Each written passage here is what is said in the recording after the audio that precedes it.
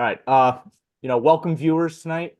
Today is our second annual college panel where we get to ask community questions to college representatives. So thank you all for being here tonight. We really appreciate you giving up your evening.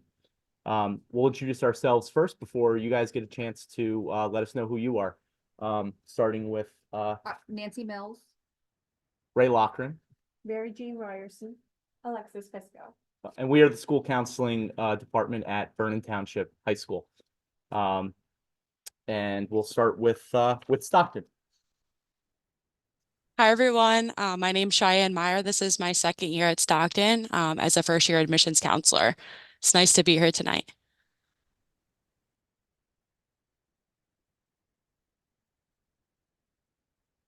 And then we have Suni Oswego. Hi, folks. I am in my ninth year as an admissions counselor, regional admissions counselor in New Jersey. And that follows my 40 years at Vernon. So I'm enjoying my retirement as an admissions counselor at SUNY Oswego, about 3 hours and 45 minutes away, a little bit northwest of Syracuse, New York, right on Lake Ontario. I'm Susan Mikowski. I am the Executive Director of Admission at Rider University, and in February, I will have been at Rider for 20 years. A good portion of that, I was the representative for Vernon High School, so I do know it well. You do have a different representative who will be taking good care of you. She's just a younger, blonder version of me, so you'll get to meet Christina if you see her in person at any of your events. So thanks for having us.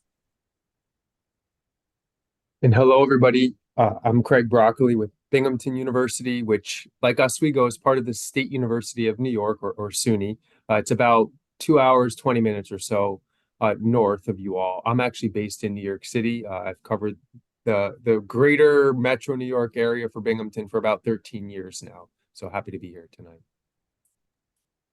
Hi, everyone. My name is Phil Baird. I'm a first-year admissions counselor for UMass Amherst. This is my first year within admissions. I just graduated from UMass last May, so I started working recently. I am the New Jersey representative, so I actually did visit Vernon Township for a college fair this past year, so it's nice to be back with you guys. But we're about a 5-hour drive up to Amherst. If you go through Connecticut, it's like an 8-hour drive. Don't go through Connecticut. Go up through New York, much faster. But yeah, happy to be here. Hi, all. Thanks for joining us tonight. My name is Kevin Fay. I'm one of the assistant directors for undergraduate admissions from the College of New Jersey down in Mercer County. I've been working for TCNJ. It'll be 22 years this fall, and I am an alum of the institution. So altogether, I've been there 26. And if you're not familiar with TCNJ, we're a New Jersey State public institution. In spite of the name, we are almost not in New Jersey. Us, much like Rider, are right near the border, near the Delaware River of Pennsylvania. So we understand that a lot of New Jersey students want to get out of the state, but just know that we're almost out of state. Hey everyone, I'm Christina Quinones, admissions counselor at Ramapo College. My bottom box corner, I see Dr. Corey Homer. He actually was my prior boss at one point, so welcome. I come from community college background, and now I work at Ramapo College in my second year there. I'm first year admissions counselor. I'm also the EOF liaison, and I'm also the international admissions counselor. If you're not familiar with Ramapo, we are the smallest public college in New Jersey. We're about 45 minutes away in Bergen County in Mahwah. And I'm happy to be here. Thank you, guys. And Christina gave me such a great entrance already. But just repeating, my name is Corey Homer. I'm the Vice President of Student Success and Institutional Effectiveness at Sussex County Community College, located right in Newton, New Jersey, about 40 minutes from Vernon. I've been to the college about 10 years. I also am the assistant professor of psychology as well, too, teaching in the 300 level Ramapo classes with our Ramapo agreement we have on the Sussex campus. So thanks for having me. No, thank you again for all being here. So we're going to start with several admissions questions, and we'll give you all time to answer those as fully as you like. Also, feel free to add any tidbit that that comes your way. Okay. First question. How are applications evaluated? What do you look for in a student's application? Absolutely. So I'll go ahead and start it off. So I think this looks a little bit different depending upon the college and university that you are applying to.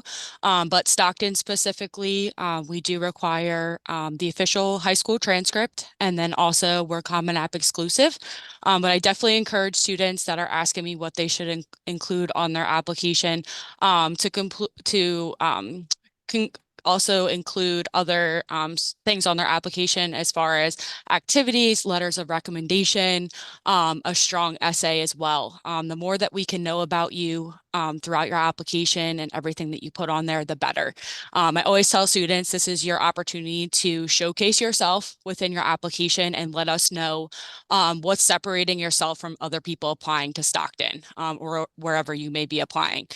I think what we're looking for can also be different from student to student. So I definitely tell students, hey, whatever you think makes yourself stand out, definitely include that. And I think students should also think about the activity section kind of like a resume, include volunteer hours, any work experience that they might be getting throughout high school, accolades, any leadership position. So the more you can put on there, the better. And we're definitely taking all of that into consideration when we're looking at a student's application. I can jump in, and I would echo everything that Cheyenne just mentioned, but I would like to emphasize too that we're not looking at your application and supporting details in a vacuum. We will have a copy of your high school profile, which lists all of the courses available to you, the levels of courses available to you, and so forth. And so what we're looking for at Oswego is, did you take advantage of everything that was offered to you? Or did you take advantage of a little bit stronger course? Did you stretch? Did you, and by looking at your transcript, we also know that by the time you reach senior year, you'll need gym and English to graduate. And so you've now climbed Mount Everest and you are a senior. And so why should you bother taking anything more than what is required? So that is huge for us. What does your senior year schedule look like? And if you're okay, English, and maybe I'll add another whatever, history elective, let's say. And then you come onto our campus and you're taking 5 academic courses in your first semester. Taking 3 in your senior year is not how we look at folks who are going to be well prepared.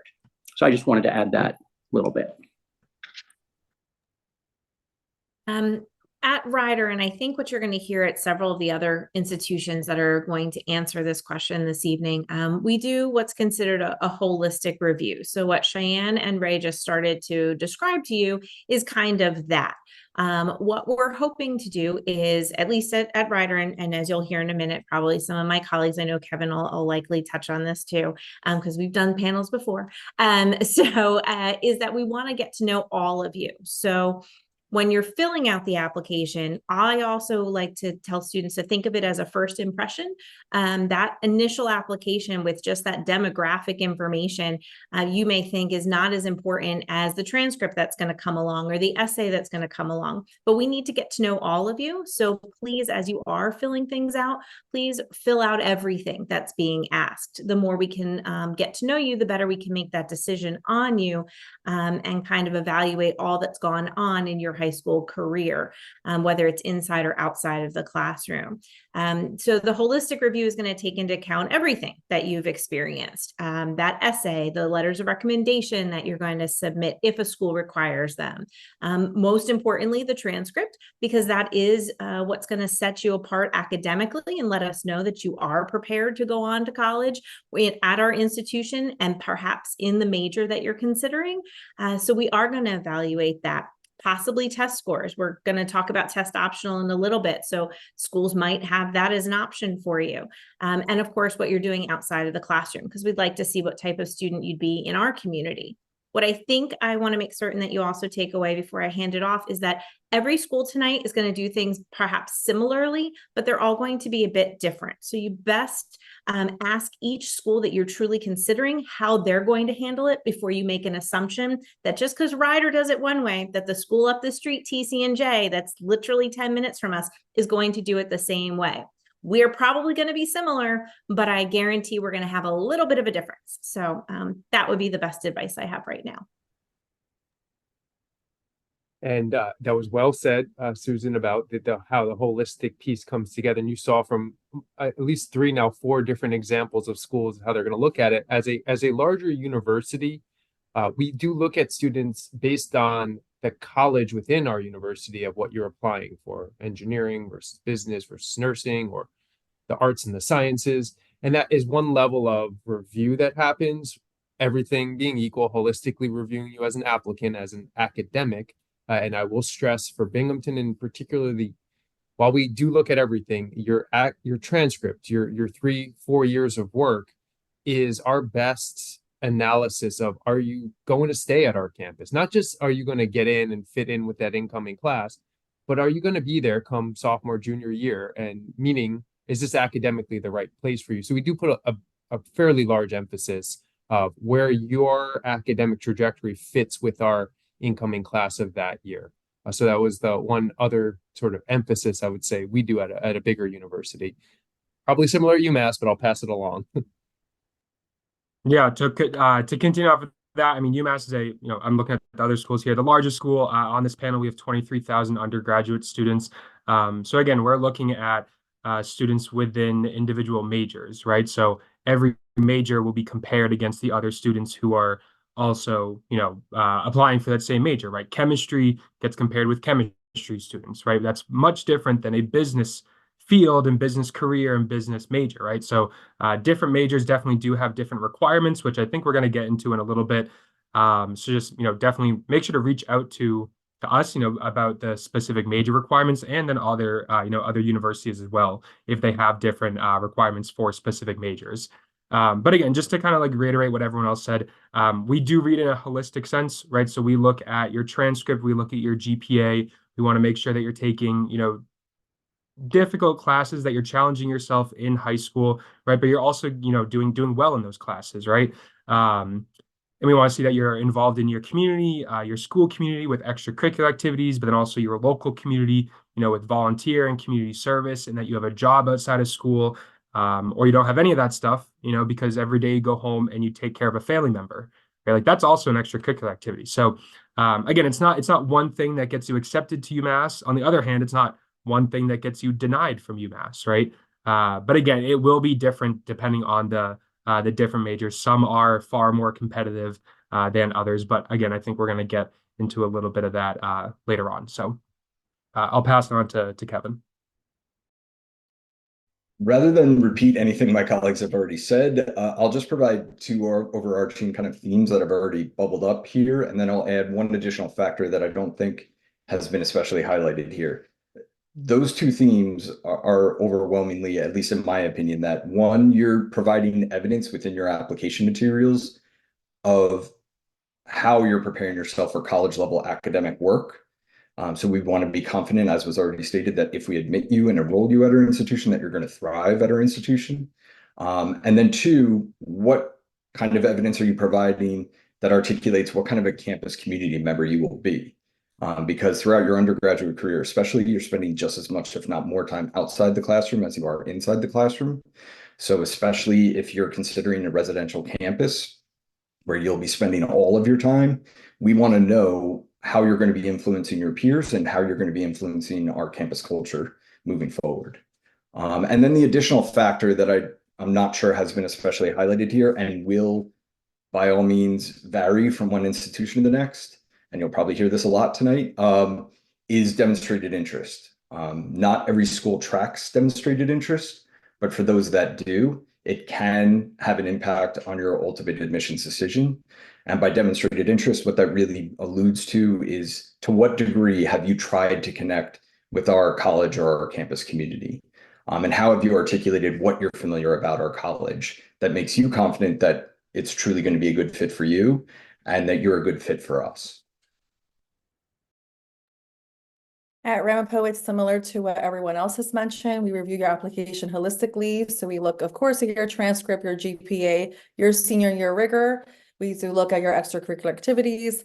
And just like my gentleman here at UMass mentioned, extracurricular activities can be if you babysit, if you are providing care for a caretaker, and that's why you're not involved in a lot of activities. If you work, these are all leadership and extracurricular activities that you can participate in. We do look also at your essay, letter recommendation, and as Kevin mentioned, your demonstrated interest.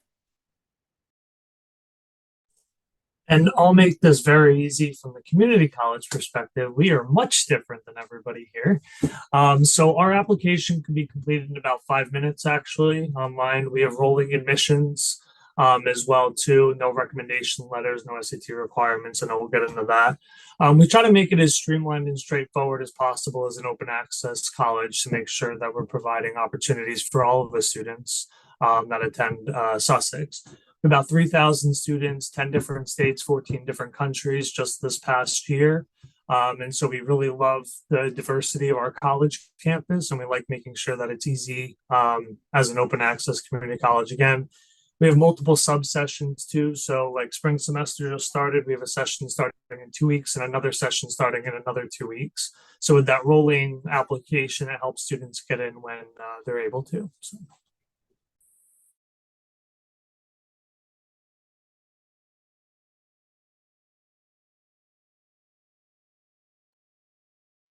Are there courses you expect to see on my transcript, such as higher level math classes?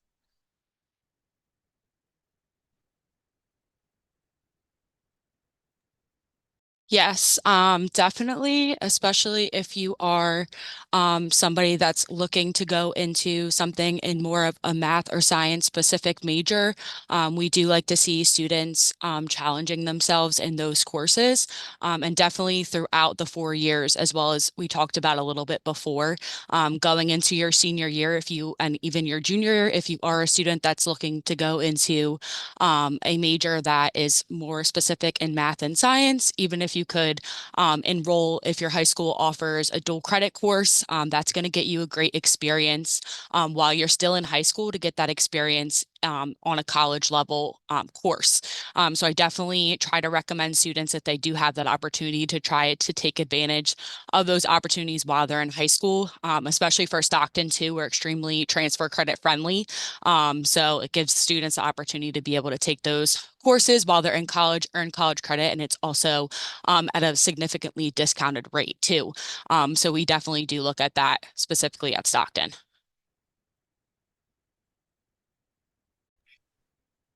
I'm pretty sure that Pythagoras was probably the first one that asked that question. What does math have to do with history? I know I was a history major. That was my first question. And so what I would echo what Cheyenne said. If you are heading into a major business, any of the sciences, those kinds of things, it would certainly help you to climb the ladder in math. But at the same time, if you're heading into liberal arts, social sciences, we'd really rather see statistics.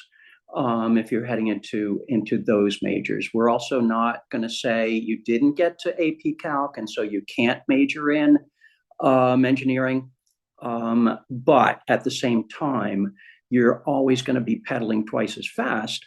And so to reach that upper level math skill, but we do offer a boot camp in the summer. It's free for our students that will be coming into meteorology, engineering, those math heavy majors, and we will hopefully boost folks up so that they can jump right in.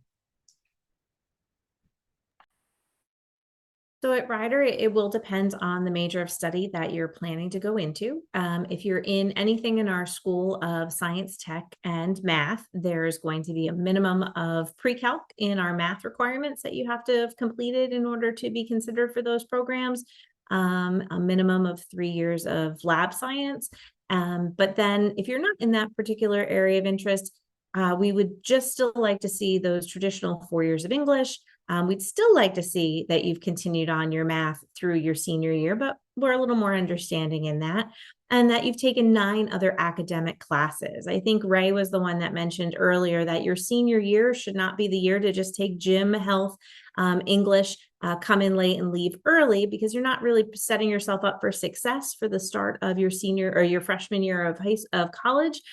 So I would highly recommend that you consider what you are going to take senior year, and perhaps that's the chance for you to take an academic elective or something that you haven't had the chance to try, but you've always wanted to try. That might give you the opportunity then.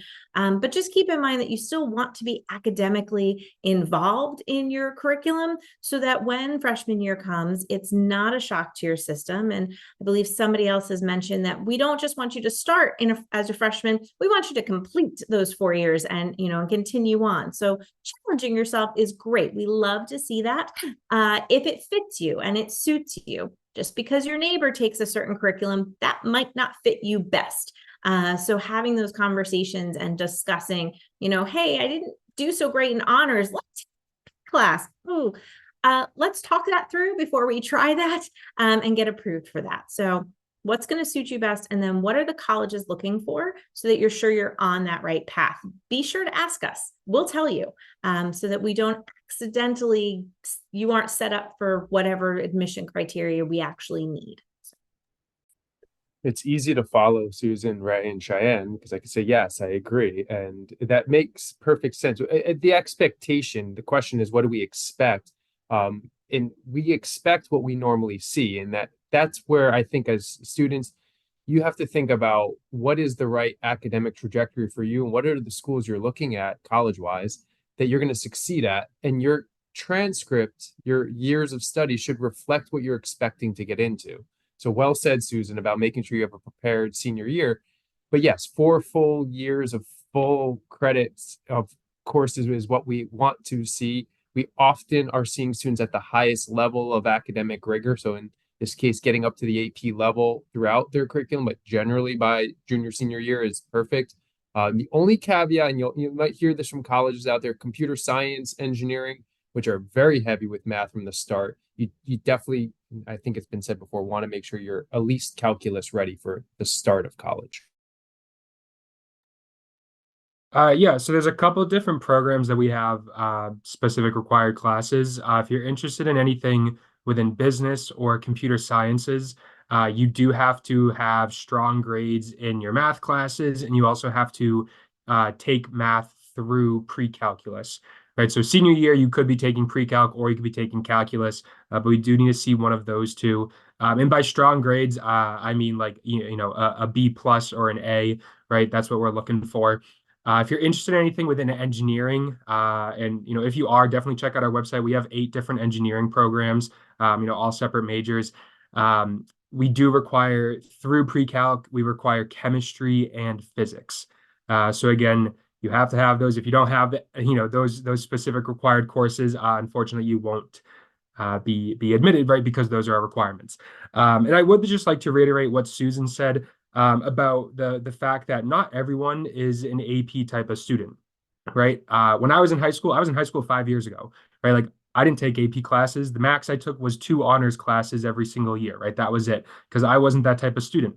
I will be honest, I wasn't the best student in high school. I wasn't the best student in college, right? And I went to UMass, So again, everyone has their different strengths and their different, capabilities. So, don't push yourself to take 4 AP classes and then, mightily struggle in all 4 of them, right? Again, just because your neighbor's doing it doesn't mean that you have to do it. So everyone is different with their, what they can handle, again, inside and outside the classroom. So just wanted to also, repeat that because that definitely is worth hearing at least twice. So,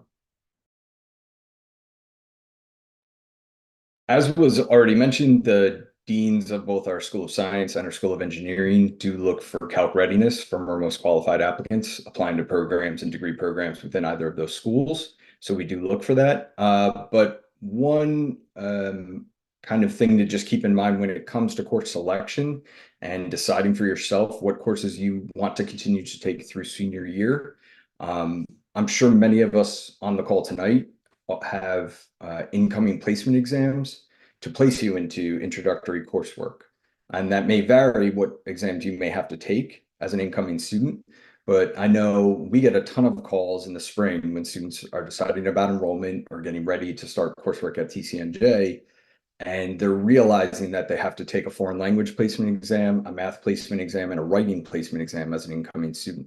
So when you're choosing for yourself whether you want to continue to take courses, say within those subject areas, and you may opt out after you meet your high school requirement sophomore year, just know that you're now 2 years rusty from having taken that foreign language class, or having taken a writing intensive course or a math course. And then when you go to sit for the placement exam, had you stayed in that course and that subject, you could potentially test out of having to take it at all throughout your undergraduate career. But if you test poorly on that placement exam, that means you have to take all introductory level courses for that subject area. Just food for thought, something to keep in mind when you're deciding about your senior year curriculum.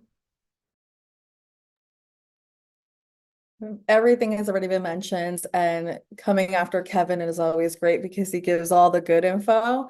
Really, at Ramapo, everything's been mentioned, except at least at Ramapo, nursing chemistry is required. That's a big thing. Students don't want to do it. Please take chemistry if you are interested in nursing. Other than that, we do look at if you're an accounting major or you're taking math classes. I've seen so many transcripts where I want to be a finance major, and I look at the transcript and I think to myself, I think the student wants to be an English major, actually.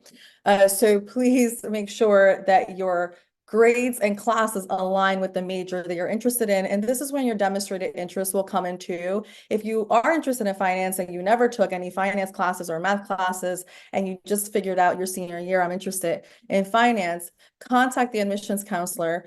All of us are here. We've already told you who we are, what we do. Contact each of us and talk to us about it. Tell us, my transcript looks a little bit different, but this is actually what I want to do now. And this is what I'm going to do moving forward. Yes, I think I want to echo what Christina said. I mean, reach out to all of us, regarding any questions you may have specifically for any other colleges. For Sussex, we don't have any criteria based on, what we expect to see, et cetera, there. As far as coursework goes, we will sit down through a directed self-choice conversation. We will sit down and speak to students about how they did in high school, how they think they're going to do in college, and if they feel that they need any sort of tools or resources to help them along in their studies.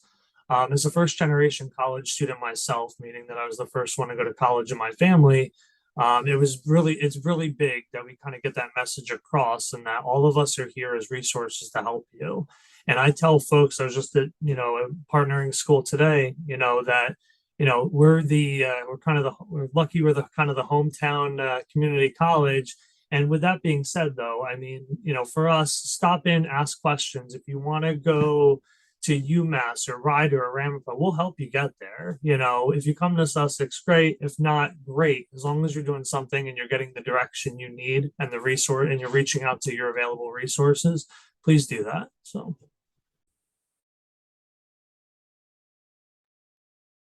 Thank you, everyone. That was really great information. I appreciate all of that. And for the next question, why don't we start with Sussex County Community College, and we'll kind of go in the other direction. So how important are SAT or ACT scores as well as AP scores? And what does it mean if a school is test optional? Yeah, so I mentioned it a little bit in the last answer. So we run something called the directed self-choice. We have no SAT, ACT requirements for entry into the college as an open access college. We use multiple measures regarding, and again, it comes down to conversations with the students. How do they feel that they did in math in high school? How do they feel that they're going to do in math coming forward? What available resources are at their disposal? Are they going to use those resources? So we sit down with all of our incoming students who want to have that conversation and try to set them on the path, on a one-on-one basis. When it comes to enrollment time for freshmen, I mean, myself, I meet with hundreds of students and have those types of conversations with them to set them up for success in the future. Again, from the Sussex end and the community college angle, taking a placement test, perfectly great, especially as a gauge on how you're going to do in certain criteria in certain classes. But if you feel, a lot of research is out there now, and some of my colleagues will probably nod their heads, the test anxiety thing is real.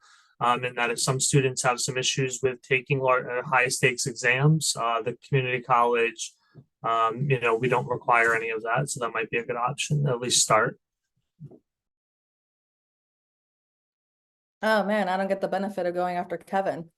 So SAT optional, it simply means exactly that. You can submit an SAT score or you cannot. I'll tell you for Ramapo, it really does not benefit you much if you submit an SAT score. I only ask for SAT scores for my students who I see are struggling, maybe have a lower GPA. I also ask for mid-year reports, things like that. Otherwise, you're not required to submit it. And I don't encourage it because, as Dr. Homer said, test anxiety is a big deal. Why make yourself go through it? I think since we already mentioned how we review your application is so holistic, I can get a better gauge of who you are as a person than I can from just viewing your SAT scores. AP credits, we do review AP credits and we do weigh them a lot more than just your traditional classes. We will recalculate your GPA if I see AP classes because they do weigh a lot more. So a student who takes an AP Calc class, I'm going to recalculate that GPA versus a traditional Calc class. I know it's a lot harder and I want to acknowledge that. So we do incorporate that into that final scholarship decision as well. TCNJ is test optional and will be test optional at least through the graduating class of 2026. When our vice president for enrollment management will make a decision as to whether we're going to stick with it or go back to requiring scores. That said, though, currently TCNJ does have 3 programs that do still require 3 exceptions. That's our accelerated 7-year BSMD program, our accelerated optometry program, and starting next year, our BSN RN program, our nursing program. All 3 of those will still require standardized test scores moving forward. But usually the most popular question that I've been getting on the road since we've gone test optional is, how do I know whether or not I should submit a test score? And it's kind of difficult to answer, but the best advice I can give a student really is that if you feel confident, at least in our case at TCNJ, if you feel confident that your transcript is the truest illustration of your potential for academic success, and you kind of want to shift more of your chips onto your transcript, because if you opt not to share scores, we're undoubtedly going to weigh your transcript that much more heavily. That said, the transcript always remains the #1 piece of your application as having the greatest influence on your admissions decision, regardless of whether or not you submit standardized test scores. But I also met students on the road who, especially during COVID times, they're concerned about, say, a blip on their transcript or a year where they had a rough academic performance. But they took the test, either the ACT or SAT, and they felt confident that their score is an accurate reflection of their academic potential. And they want us to take that into consideration in conjunction with the comprehensive transcript. If you're that student, I'd opt to share your score. So that option really falls on your end. But the other popular question we get, which I'll share before passing the baton here, is that often students ask how many students opt to share that score. And at TCNJ, only about 1/3 of our applicant pool opt to share a score with us. Yeah, so at UMass Amherst, we are completely test optional, right? So again, just kind of reiterate, if you want to send it in, right, send it in. It's going to get added to your application. And again, we read it holistically, right? So it's just going to get another piece of the puzzle.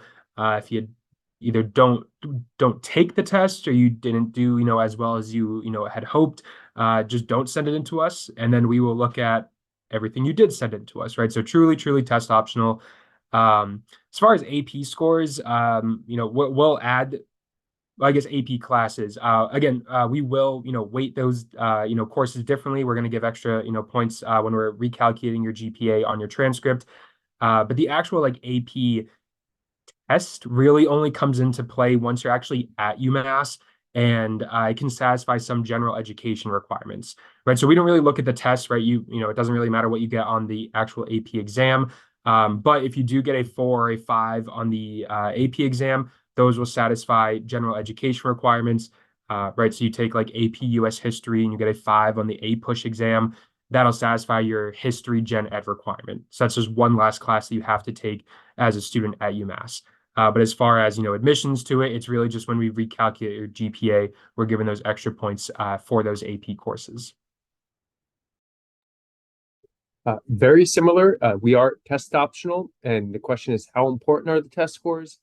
Well, they're important when they're there, and when they're not there, they're not important. And I don't mean to de-emphasize that.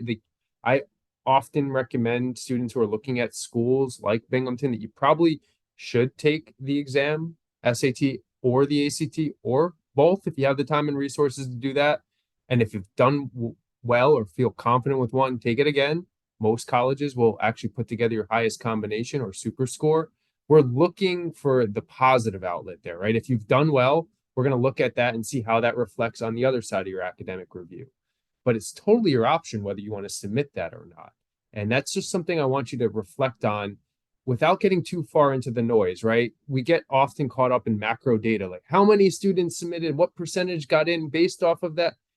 That's already getting away from the point of what is your score relative to the average or middle 50% profile. That's really the only data set you want to look at. I don't think it's wise to go any further than that because it's not actually helping you make a prediction on what that means for your trajectory as a student. It might tell you the macro level trends for the institution, but not much on the individual side.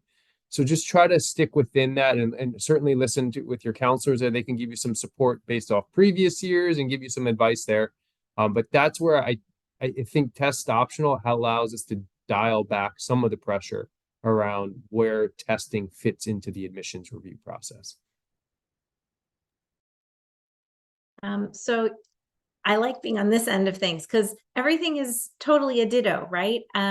We are also test optional at Rider. We have been for years, well before the pandemic. So we will evaluate you with or without your test scores. It's your decision. We will also evaluate you for scholarship with or without your test scores for all of our majors of study. I will say that we do offer one scholarship this year to students who have submitted a certain test score, because what we're finding is that students submitting their test scores tend to be the ones that have a test score that they're very happy and comfortable with. So I usually would tell a student, if you think your test scores are going to enhance your academic profile to us, send them.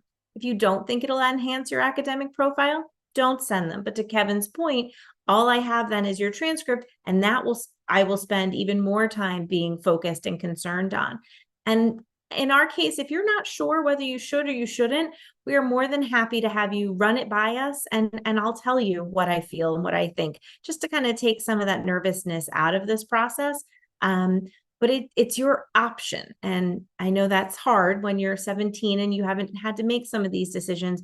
But you have resources. You have us, those of us that work on the college side, you have your school counselors, and together you'll make the decision that's best for you. So as far as AP scores, if you take the AP class, I would highly recommend you take the test, because if you do score pretty well, many of our institutions will be able to give you credit that'll already get you started in advance on your curriculum at the institution. And maybe if you've taken several, that means that you're able to take on another minor or a major, additional major, or you just get to study abroad and not be as stressed out about taking a certain amount of classes. And maybe now you don't have to take a summer class. So it can't hurt to do it.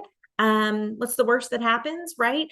On most of our websites, there's going to be a website that'll give you a web page that'll give you, I took AP Comp and this is the score I got, and therefore this is how it comes into the institution. So you can kind of see in advance, like, what do I need and how will it work? So when in doubt, what's the worst that happens? It's an early morning or a late afternoon, and it's a couple hours, but it might get you some credit. College is expensive, so take advantage of that.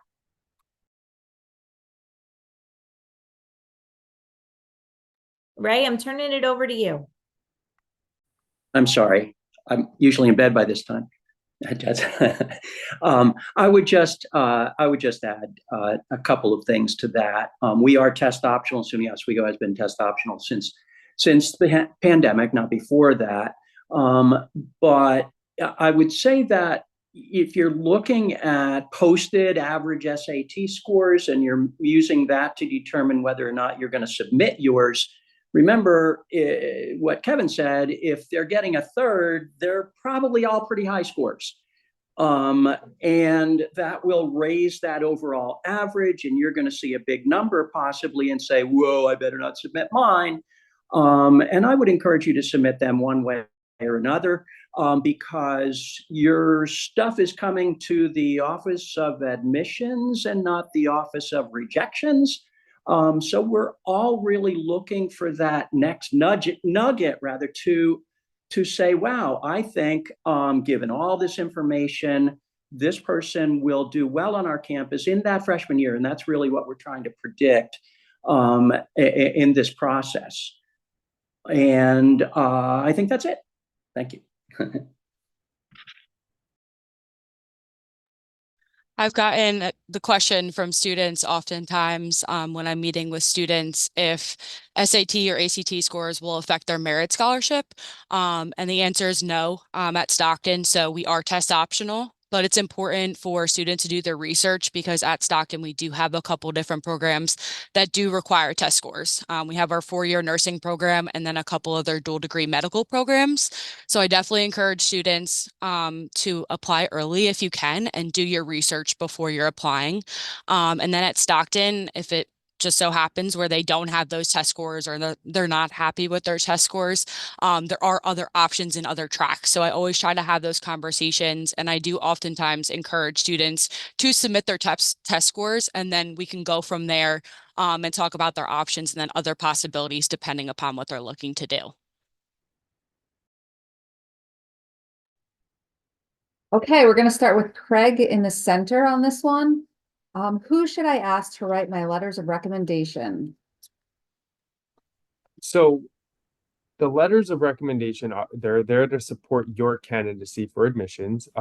Generally, you want somebody who's going to write a letter that is positive. In 13 years, I haven't seen a negative letter rec, so everybody's doing a good job so far with that. But the positive part, or I guess the optimization of this, is somebody who can really talk about you as a student in the classroom. And it could be a class you've struggled with, meaning showing that you've put in some good effort, if that's the case, and talking about how that has maybe influenced the end result. It's not always the person you did the best in. At a school like Binghamton, we're not as hung up, or we do not require that the letter comes from a certain year of teaching or a certain subject matter. Some students do want, science teacher to talk about their science trajectory if they're entering the sciences, and that's totally fine, but not required. And we often will see a counselor letter of rec as well, which is giving us a much wider lens of how the student fits into the school community. Both are equally important in our eyes. And I guess we can go in any direction with this one now that we're in the middle. But I'll jump in. Not really sure where we're going here, but so we do require a letter of recommendation. We require one. We will take up to 3 though. So one does have to be from an academic source, right? So either a teacher or a counselor. The other 2 can be from anyone else, right? Anyone who's going to give you, anyone's going to represent you in the way that you want to be represented, or that you think you should be represented, right? So it could be, another teacher, it could be a coach, it could be a club advisor, it could be a boss at work, a supervisor, right? It could be a community member, someone you've done, volunteer work with, or community service. We really say like anyone can write the letter of rec, except for your parents, right? I think that's kind of self-explanatory, right? Like no mom is going to write a bad letter of rec for their kid. I mean, maybe, but probably not. So we do say anyone besides, immediate family members. But again, it doesn't matter to us who writes it, except for that first letter of rec does have to be an academic source. And then again, we'll take up to 2 after that. At TCNJ, and again, this is going to be unique to each institution, I would say your rec letters are less so an academic assessment for you, but they're more character assessments.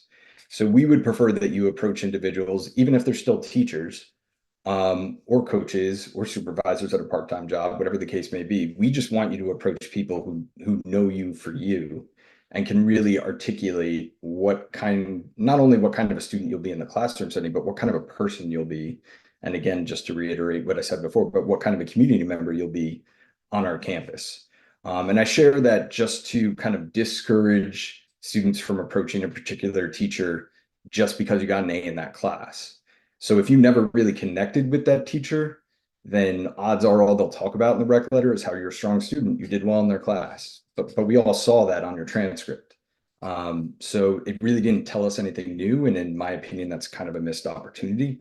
So really, we're really relying on you to take the time to really think about who can truly articulate what kind of a person you are, in addition to what kind of a student you are. And please give them enough time to write a quality letter of recommendation.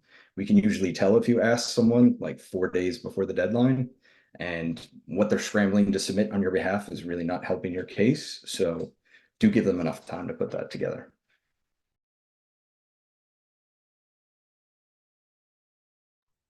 I would, I don't think I have too much to add. I can tell you probably who not to ask, except you would already have asked him or her. If the first thing they ask from you is, can you give me your transcript and a list of activities? Because you know then they're going to echo that in the letter, and we don't need to know that again. And so I would say if that's the first response from a teacher, probably ask someone else also.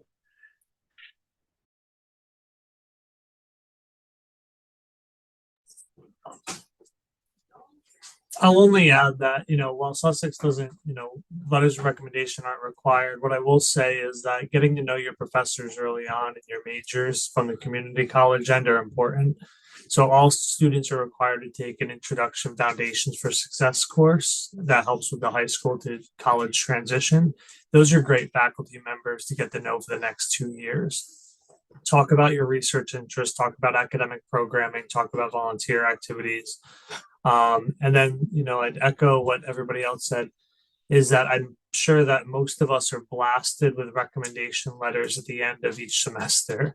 So if you know that you're going to be submitting an application, please let that professor or that staff member know early on so that your recommendation letter is not at the bottom of the pile when we're working on some other ones. So just make sure that communication stays open throughout that process.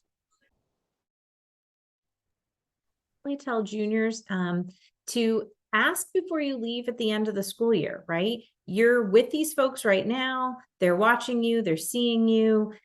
You have the opportunity to ask them. So to Kevin's point, that the last thing you want is to put somebody who's helping you in a rush. They may not actually be able to help you. They may not make it in time for that deadline. And that was your poor planning. So then what does that say to us as well? So think about the timing, think about who, and then as well, these folks are helping you through your process. So a nice thank you can simply be a thank you, thank you email or a thank you note, because they've done you a service, and it certainly can't hurt to show that appreciation.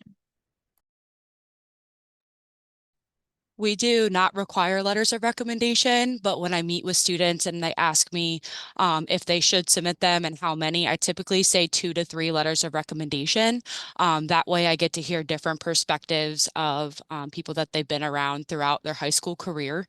And it could be a coach, a manager, anybody that they've been in their life and that they know about. So I really look forward to reading the letters of recommendation. And oftentimes it's a great kind of like piggyback off of their activity section. So I get to hear a little bit more about what they've already included, because if that recommender knows about them, then they'll be able to expand upon what they've included throughout their application. At Ramapo, we require 1 letter of recommendation. You are more than welcome to submit more than 1. I typically tell students to top it just at 3. Everyone has mentioned everything already. We look for letter recommendations that just go a little bit more about your character. Just think of letter recommendations like a complete continuation of your story. So that's what your application is. It's your story, and your letter recommendation is an additional part of that story. It's going to speak on your character. And speaking on not asking so late, I can't tell you how many times I've read a letter of recommendation to Barbara, and the student I'm reading is Michael. So it's because you asked so late and you asked a person that doesn't know you.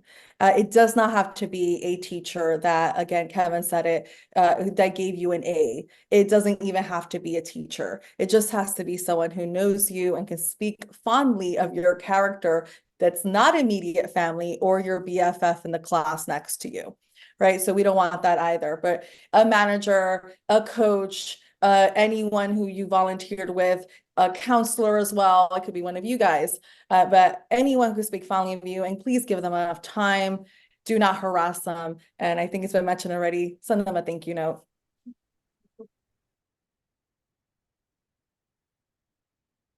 Okay, I think we'll start with Ray this time.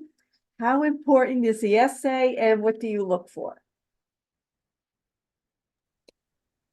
The essay is a nice way for folks to again, as Christine said, add to their story.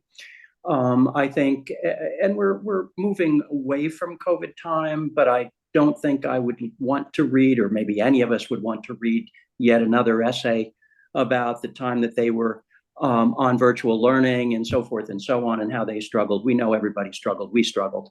But I like, when I was at Vernon, I had a student, actually went to Stockton, and her essay started out, "I rounded the bend and hit a horse." And so that had me. And I think that initial statement to catch your audience is huge. And I also, we've also read about the big catch, the big hit, the big basket, way more than probably we want to. And so I would pick topics that are really telling us more and more about you, and a struggle with something that you overcame, a struggle with something that you barely overcame, something like that. That's going to be way more interesting than another COVID essay or another sports metaphor. Oh, Ray, I love you. Absolutely. Think I'm after 20 some years, I'm not sure I'm up for another sports essay, but when they're done right, then I am. And I think that's the piece to it, right? This is your chance to shine. It's your chance to be unique and to stand out. You don't get a whole lot of control over this college application process. So take this time in the essay to give us you. And I think that's where I joke about the sports essay. I learn a lot about the team or the other team or the coach, but I don't always learn about you. So that's what I'm looking for in the essay, is to learn more about you and who you are, and something that's only possible for you to tell me. It's your story, right? So think about that when you're doing this. It's okay to be different in how you set up the essay, at least for me. I've had people write them as journal entries in their, in their private journal. I've had dialogue thrown in. I will tell you, I don't want to see you write your entire essay in text message language. And please proofread it and spell check it. There are 3 different twos. There's several different theirs. There's a couple different yours. So let's make sure you're using them all properly.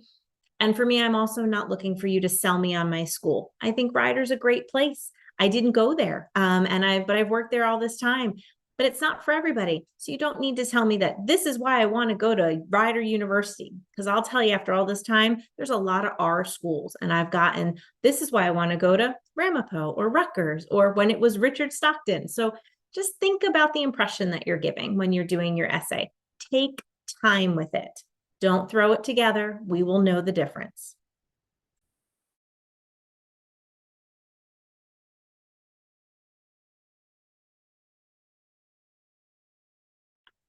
Nobody's mentioned AI. I don't have a comment about AI, but have you guys figured out how to, identify those? I'll chime in, and because this is actually where I think we start to get at the real point of the college essay.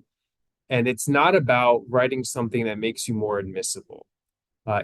it's about writing something that is helping you, one, as an individual, find the right fit, because you're mentally thinking about who are you, what do you want a college to know about you, and how do you want to effectively communicate that? And in doing that, you're actually mentally preparing yourself for the right type of school. And if you're doing that authentically, meaning you're not having something else or somebody else write that for you, in the long run, that's actually helping the college admission side identify, is this a good spot for you? And that's the best piece of this, right? It's not about being admitted to a school, it's about being admitted to the right school, right? So if you wrote an essay, or somebody wrote an essay, or a technology wrote the essay for you, and it doesn't actually line up with the type of person you are, well, you're not really putting yourself in the best case scenario in the long run. So yeah, there are more and more tools coming out that are preemptively going to help identify AI written essays. I think some readers can really pick up on it clearly. But to get even ahead of that, I think we should be less worried about, is this going to be caught, and more worry about am I putting the right version of myself in front of the college admissions team for your own good in the long run. Yeah, I think to go off of that, what Craig was talking about, if you're okay with using AI to get into college, are you also okay with using AI on every college essay and every college, homework and, project and, everything you got to do in college? And I was in school when, AI was a thing, right? Like there was talk about that in all my classes, and again, like if that's the type of student you are, like, probably not the best fit, at least at UMass, right? That's not the best fit. We don't want you using AI to get through your classes. We want it to be like, an authentic version of yourself during class, but then also in the actual application. But for what we look for in an essay, we don't look for anything specific, right? We're just trying to learn more about who you are as mainly a person, right? We can get the version of you as a student in the rest of your application, especially with your transcript, right? So we're looking for, something that makes you stand out from a lot of the other students, because we get a ton of applications, right? This year, we're looking at about 55,000 total applications. So we can't accept everyone, obviously. So you got to set yourself apart from the other, 54,999 students that are applying to our school. So again, it is a very, very open-ended portion of the application. And we really do just want to see, more about you, right? Like what makes you unique. Definitely get it reread, and spell checked and grammar checked by someone. But don't change your essay just because someone else is telling you to do so. Unless it's like, hey, you missed a period, that's that you spelled too wrong, right? But don't change the content of the essay because just because mom tells you to change it or dad tells you to change it, dad's not going to college next year, right? You are the one that's going to be at school. So again, we want to see like the true authentic version of yourself in your application.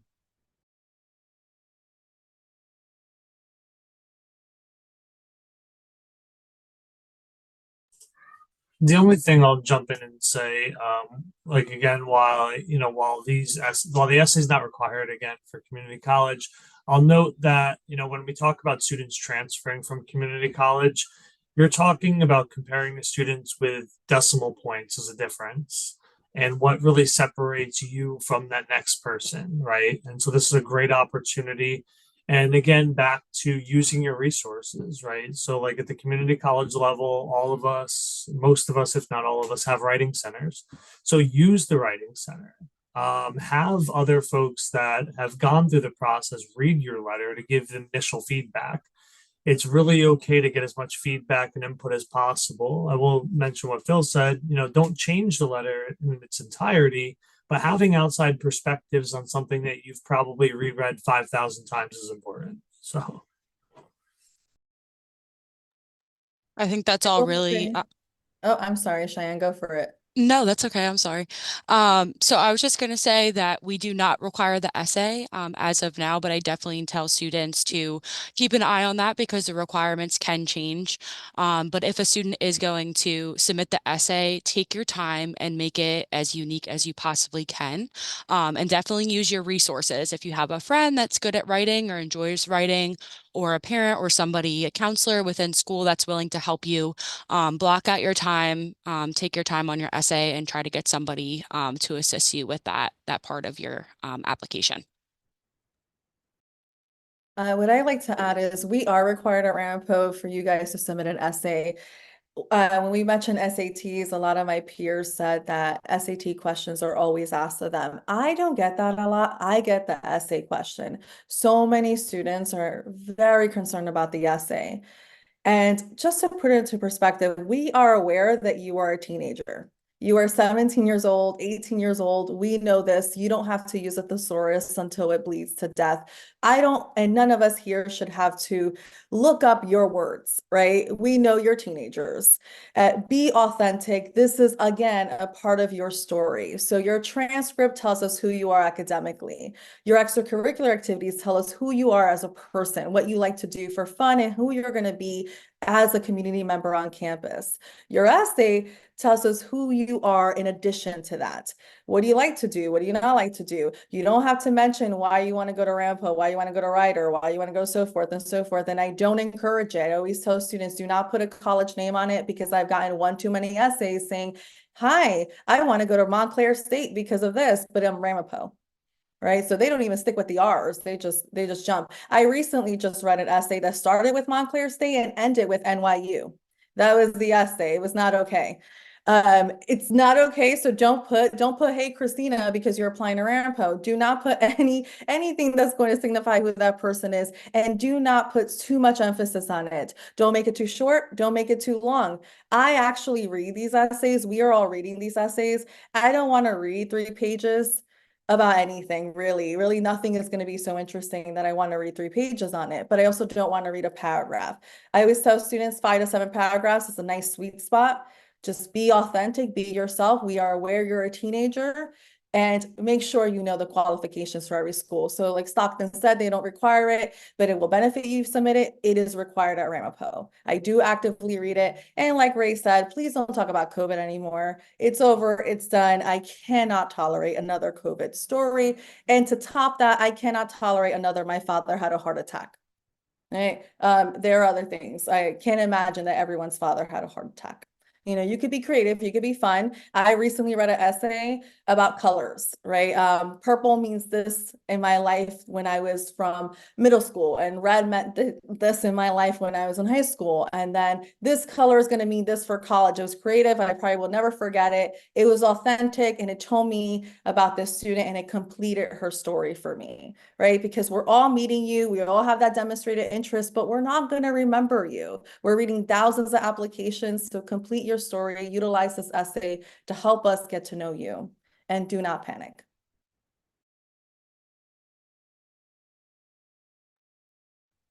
Thank you, everyone.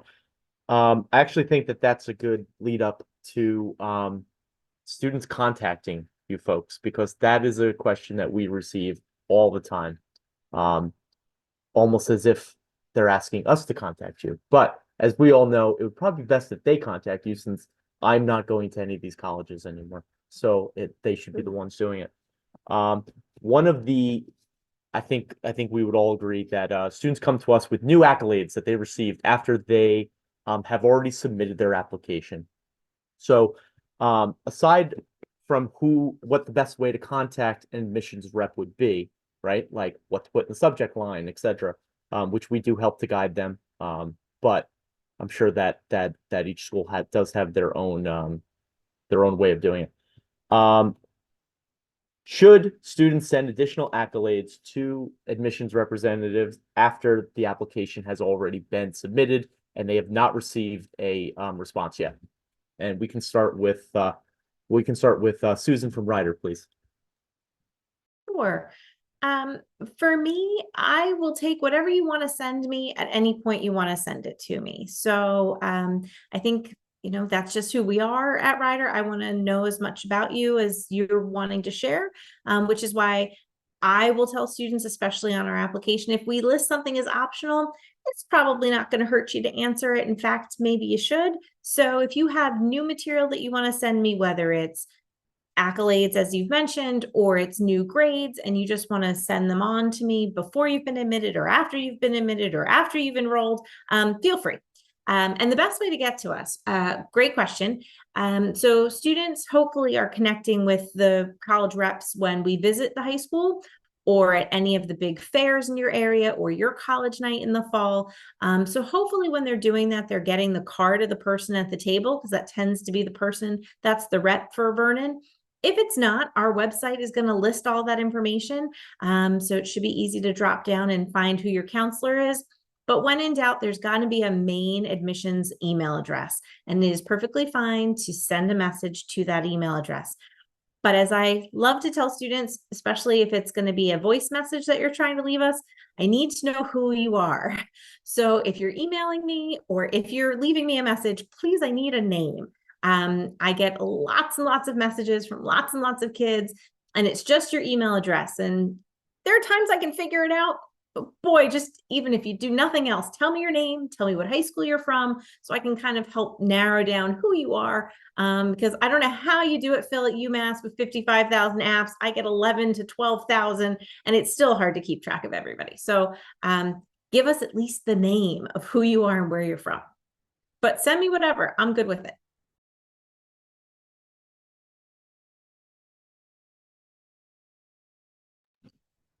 I'm not sure any of us would have anything else to add to that.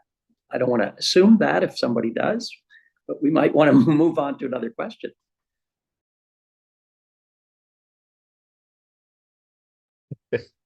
Okay.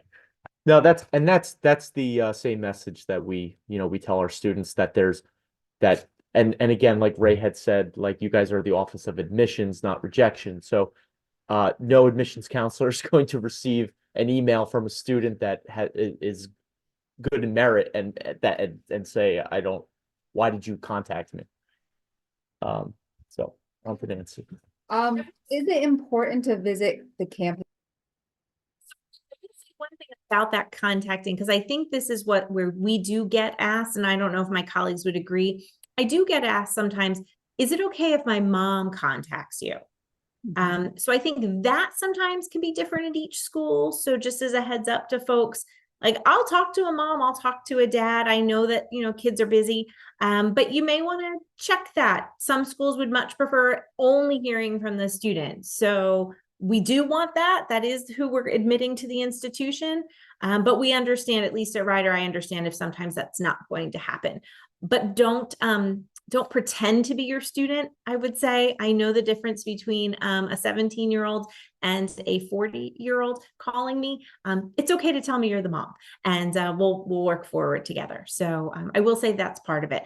And the other way to find out who we all are, visit our campus. I think Kevin made that point earlier. Visit us, demonstrate that you want to be interested in us, and we'll tell you exactly who your person and point of contact is. So sorry to interrupt.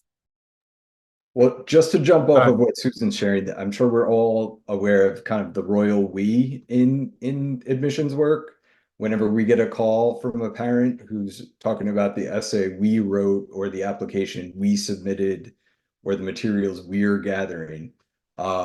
So know that we're used to that, but you are the exception to the rule if you're the student actually reaching out to us, and we'll probably make note of that. The other thing I'll just add when it comes to sharing materials, I'm sure many of us on the call tonight utilize application portals. So oftentimes there's certain materials that you as an applicant can also upload to your application portal if it's not an official school or academic document that needs to come from the high school.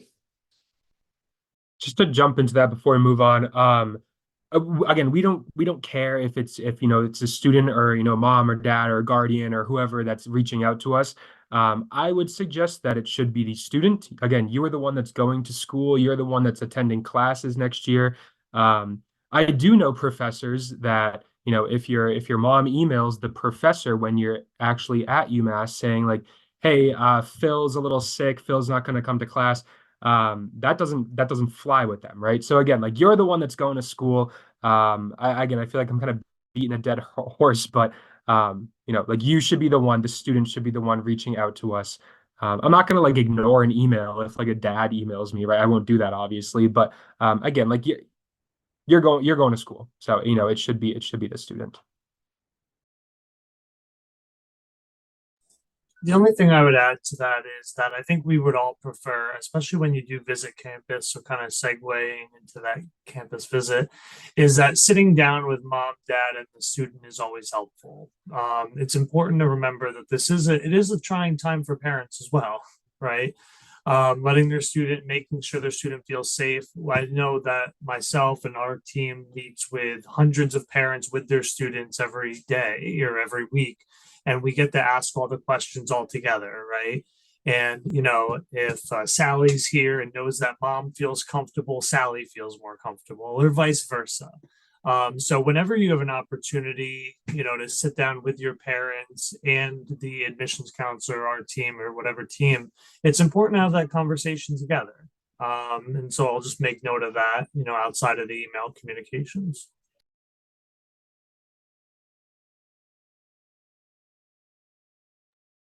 Do you evaluate applications differently in early action, early decision rounds than in regular decision rounds? And we can start with Binghamton. As I unmuted, so maybe good timing. But the short answer is we know we're still looking at applicants the same as an applicant in either round. What is a bit different, we're an early action school, so our early round is a non-binding way of applying, putting yourself out there. Is we're seeing more and more students aim for early, and more of our most academically competitive students are in the earlier rounds. So it does feel like it might be harder to get in, quote unquote, earlier, but you're in the round with a lot of really great students, and we're trying to find the right fit there. What ends up happening is there is a good chunk of students who might find themselves deferred, which means we're just going to move you over to regular at that point, where we dive a little deeper into maybe what your senior year grades could look like. And that would be the difference that you start to see. Now, one other piece to this, and this is just in the culture of the Northeast, where it's the competitive college admissions landscape is so hard to escape from. There's really no reason to wait on applying unless things are happening your senior year that's preventing you. So if the only reason is like, hey, I just didn't feel like getting around to it, that in a sense could somewhat adversely affect you. If you're looking at schools that are quite selective, the longer you wait, the more spots that they're going to essentially give out, meaning they're going to make decisions. And you are artificially hurting your chances in that respect, in that because you're just waiting to apply at a later date. So if you're ready to go for the earlier deadlines. Binding would be an issue if you're not ready for that school. But generally speaking, we're looking for the same student earlier as we are maybe in a little bit later. There's just fewer spots later, and that can make it more competitive. Yeah, very similar with UMass. We have the early action and then regular decision. We do not offer an early decision, deadline. That's the binding option at a lot of schools. We don't have that. And we also don't defer, right? So, if you apply early action, you're going to hear, I got in, I got waitlisted, or I got denied, right? Same thing with regular decision. I either got in, waitlisted, or denied, right? We're not moving early action students over to regular decision. But basically the same, right? We evaluate students, virtually the same for both early action and regular decision, that same holistic review and everything. But again, if it gets to the regular decision and we have, less and less spots that are open because there were just so many more students that applied for early action, that might alter the way that we can, read our, applications, especially for some specific majors, the more, competitive ones, right? Like nursing, anything within business, engineering, computer sciences, architecture, psychology, those ones are, very, very, very competitive. So those are going to be different, each year, but then also within the year from early action to regular decision, just based on, who the applicant pool was, for early action. It might alter the regular decision kind of like guidelines that we have. At TCNJ, we don't actually offer early action. We only offer early decision and general admission. So it is a binding process should you decide to apply ED.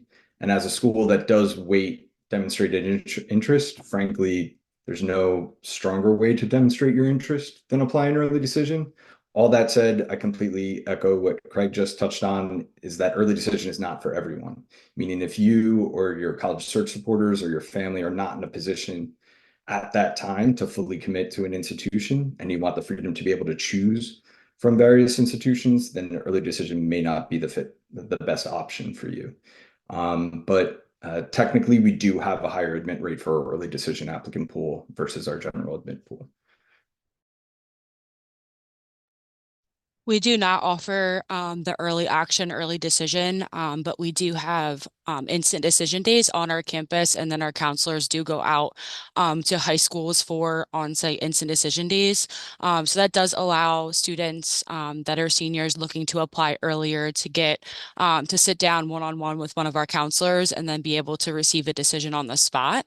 And then also our instant decision days on campus. We have some that we offer in the summertime. So if students are a little bit more ambitious and they want to have a decision under their belt prior to entering their senior year, they do have that opportunity to come to our campus and meet with one of our admissions counselors to receive that decision prior to entering their senior year.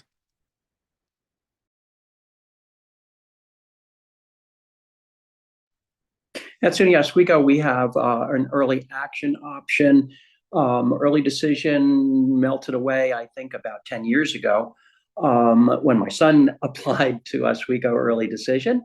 And so, but that, and I think Kevin mentioned that really that is, if we're looking, and Oswego certainly looks for demonstrated interest. If, if the student has visited campus, has made multiple contacts, whatever, those kinds of things, and applied early action, we would certainly like to have folks on campus that really want to be there. And I think that does send a strong message.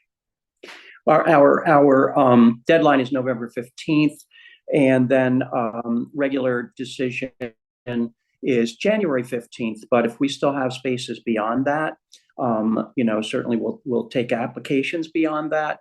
The thing that happens is that scholarship money will start to dry up with those folks that accepted and deposited and so forth. So at Rider, we are an early action or regular decision school, so it's really up to you. I will say, and I think it was Craig who mentioned, deferring you into the regular pool if early action isn't the right fit for us. The way we're doing that is by applying earlier, you're giving us a chance to consider you earlier, but also because Ray mentioned it, we're the Office of Admission. I don't sit at my desk every day and say, who do I deny today? I'm looking for an opportunity to make this a successful relationship. So if that means you applied in October, I have a chance to ask for more grades, and you have a chance to keep working hard so that I can see a good progression. Whereas if you wait and applied in March and you're a regular decision kid, what you've got is what you've got. And so the early action option gives us a little more time, gives you a little more time. Plus, if you get a decision ahead of time, earlier, then you've got a longer time frame to make your decision on where you're going before the May deadlines. So that is also a great benefit to keep in mind as you move forward and start your planning. At Ramapo, we are an early decision, early action, and regular decision school. Early decision is binding, and it is a November 1st deadline. Early action is our most popular deadline. It's December 15th. It's the most popular applicant pool because it's what also is the priority scholarship deadline. So if you want to be considered for merit-based scholarships, you want to apply early action. It is also our nursing deadline and our bio deadline. What's important to note is you need to do your research. Bio falls under pre-med, pre-vet, pre-dental, pre-optometry, physical therapy, medical sciences. All those programs fall under bio. That means your deadline is December 15th to apply. These are competitive majors, competitive programs. So you want to apply by December 15th. You can apply regular decision. However, there's no guarantee that you'll get scholarship funding, and there's no guarantee that you'll get into a competitive program like nursing or pre-med. A regular decision is a February 1st deadline. And you can apply via the Common App or Ramapo College. Thank you, Christina. Actually, you answered the question that I was going to ask as the last question of the night, which is what do you folks look for when giving students scholarships, whether that be merit-based or whatnot? Because that question comes our way a lot. Sure, I'll kick it off since I started this conversation. So we provide merit-based scholarships anywhere between 2 to 14,000. This can change by the year. So again, another reason to contact your admissions counselor. Scholarship funding is constantly changing. We are a state school, but it starts from 2,000, ends at 14,000, and anything in between. We review you we mentioned reviewing your application holistically. So that essay, letter of recommendation, extracurricular activities, your GPA, your senior year rigor, and your demonstrated interest all goes into considering you for scholarships. And of course, applying by early action December 15th, or if you know for sure Ramapo is your choice, applying early decision. That definitely tells us that Ramapo is your number one choice, and we definitely want to give you the most funding we have to get you comfortable for your 4 years or possibly 5 years if you participate in a 4+1 program.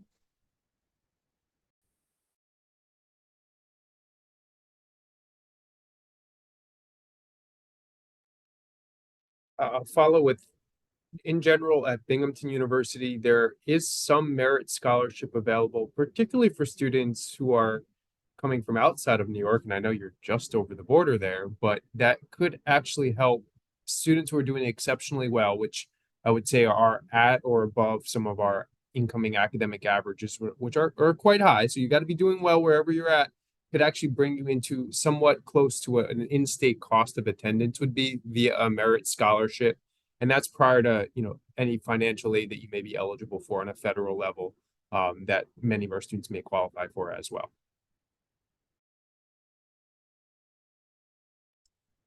I'll jump in as another SUNY. At SUNY Oswego, automatically for all of our out-of-state applicants, there's a $4,000 it's called a Go Oswego scholarship. It's really not based on merit. It's based on, we would love to have really a more diverse, geographically diverse campus. About 94% of our students are from the state of New York. And, we'd love to attract more New Jersey kids. So there's that $4,000. And our tuition, our whole package is just a little bit over $35,000. And so the $4,000 Go Oswego scholarship brings us down to about 31, and then merit money can go up to an additional 10,000. I don't want to go through the numbers, but absent test scores, that makes it a little bit harder for us. It was kind of easy when it was, 1220 and up, you're in, or something like that. And so we're taking a look at your decision to take those additional academic classes. And so if your GPA is at 3.6, let's say, and you took that 4th year of a world language, that 4th year of a math, that 4th year of a science, then that's going to add 3 more points onto that 3.6 or whatever I said, and that would then bump you up into the merit scholarship range. So we use your transcript to then determine. Certainly there's GPA and stuff involved, but the message that you can send, and it's not going to raise your GPA, but it will raise your chances for that merit scholarship by taking those additional courses. We do offer merit-based scholarships at Stockton, and we primarily look at your overall transcript and then your GPA from all 4 years, your weighted GPA. And then from there, we also look at the other materials that you submit. So although the essay and letters of recommendation and any other materials are not required, we do factor those in for points. So that's why I really emphasize to students, make sure you're taking the time and you really try to submit the letters of recommendation, your essay, because after we look at the GPA, we're taking all of those other portions into consideration as well when we're factoring everything in and calculating that merit-based scholarship. I also like to point out to students that we do have a scholarship priority deadline. So that does come into play in March, at the beginning of March. So I try to encourage students to try to apply before then, because the amount of possible merit scholarship does dwindle down a little bit once we hit that deadline going into the spring. Yeah, so at UMass, all students will be considered for merit-based aid, right? Similar to what Stockton. Primarily, it's your GPA, it's your transcript, but everything gets taken into consideration. Again, it's a holistic review for admission, but then it's also a holistic review for how we kind of like dole out merit-based aid. One thing I did want to just kind of clarify, at least for UMass, I know some people have talked about demonstrated interest and how they take that into account. We do not take demonstrated interest into account, right? So it's great that you came and toured UMass, right? We love that. I'm an ex-tour guide, right? I gave tours all 4 years I was at UMass. I love it. But that doesn't help you get in to UMass, I guess. We get 46,000 people that come visit us every year, right? So that's just too much to actually factor into it. But I will say it is important to visit a school because you get a feeling when you get onto that campus. Yes, this is a right fit for me. Or on the other hand, I don't see myself here. I could never picture myself being a student here. And that's just as helpful on the, inversely, because then you can cross that, that school off your long, long, long list of schools that you're thinking of and trying to, check out and consider. So again, we don't track, demonstrated interest. It doesn't help you, but it is extremely important to get onto campus. Plus, if you come to UMass for a tour, you get half off on our dining. We do have #1 dining in the country, 7 straight years.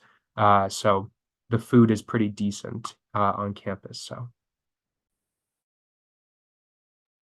At TCNJ, just to kind of run counter to UMass, our current merit scholarship program is predominantly based on 2 factors, and that's percentile rank range, so where students are falling in their graduating class, and if that information is not provided by the high school, we use GPA distributions to make our best guess as to where students are falling in comparison to their peers.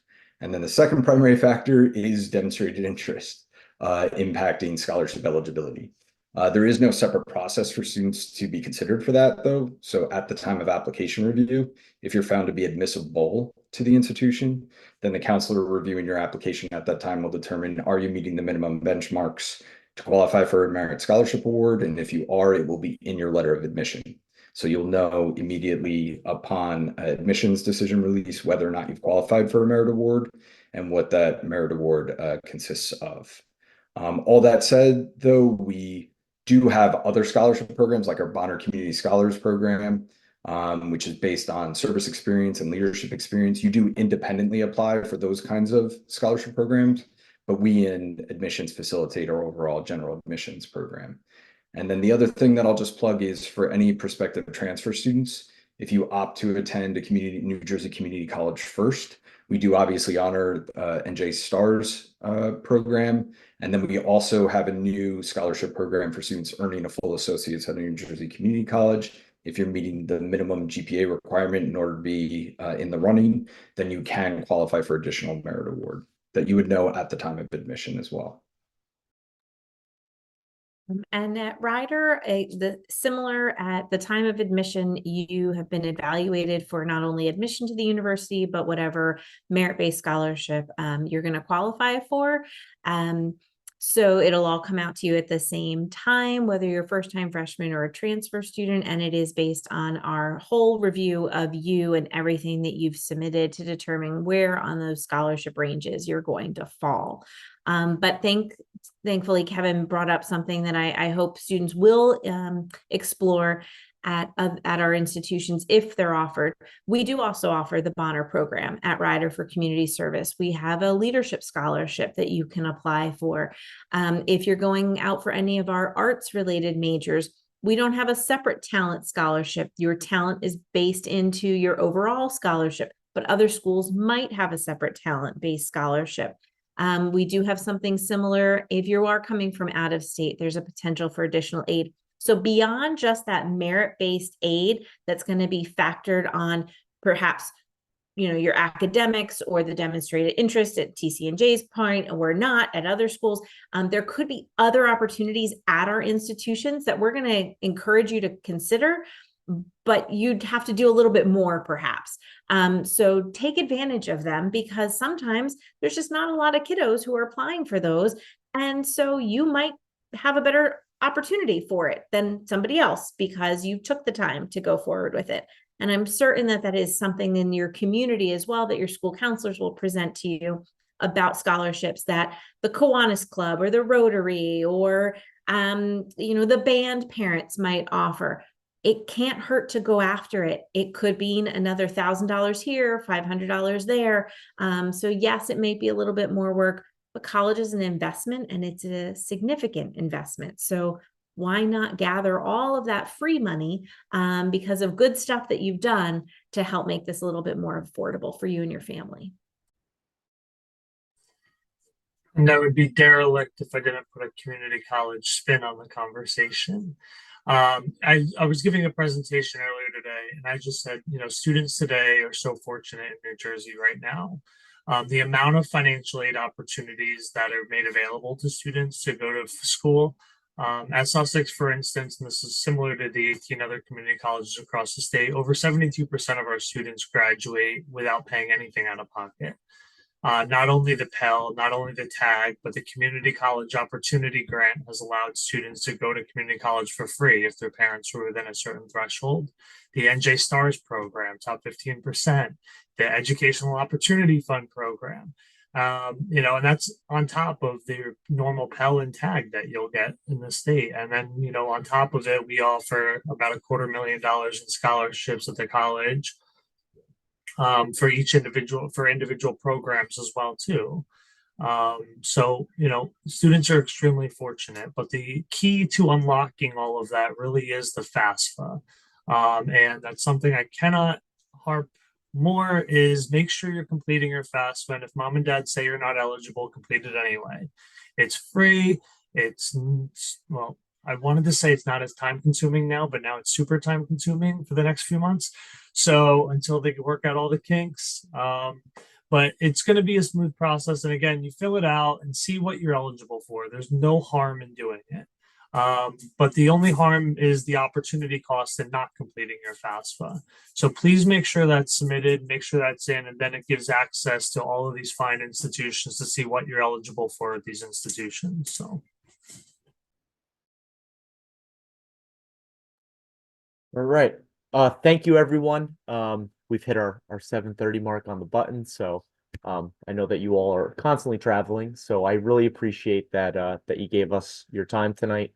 You got to show our community that you're all not the Wizard of Oz, that you are humans that read their applications, and like Ray couldn't have said it better, where you guys are the Office of Admissions, not Rejections. I like that. I'm going to use that for forever. So on behalf of Vernon Township High School's school counseling department, thank you all for your time tonight, and have a nice evening.